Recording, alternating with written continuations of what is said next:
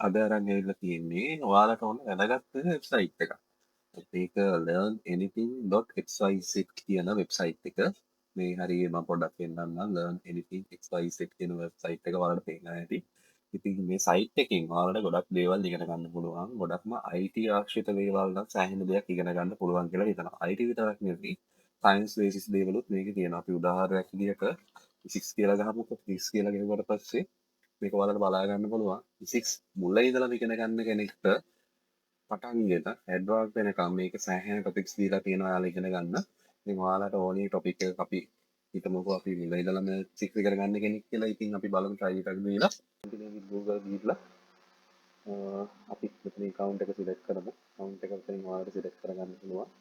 account එක select කරගත්තට පස්සේ මෙතන continue දෙන්න.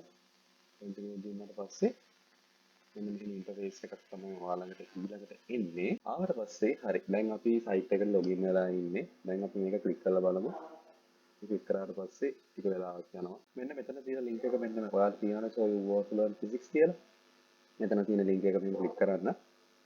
මෙන්න ක්ලික් කරාට පස්සේ ඔයාලට පේනවා වෙබ්සයිට් එකට රීඩිරෙක්ට් කරලා තියෙනවා. ඉතින් introduction to the second edition ඊට පස්සේ physics ඉගෙන ගන්න විදිහ ගැන මෙන්න ඉඳලා දාලා තියෙනවා. ඉතින් ඔයාලට පේනවා ඔයාලට පාළුවේ දිගටම ටොපික්ස් තියෙනවා. මේක ෆිසික්ස් විතරක් නෙවෙයි.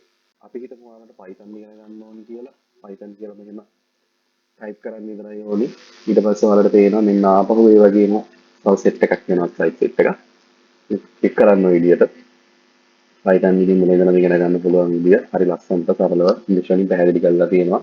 පාල්ට තියෙන ලෙසන්ස් ඔයාලට බලා ගන්න පුළුවන්. ඉතින් වියදමක් යන්නේ නැහැ. data charge එකක් විතරයි යන්නේ. මම හිතනවා හොඳ දෙයක් මේකෙන් ඔයාලට කරගන්න පුළුවන් කියලා.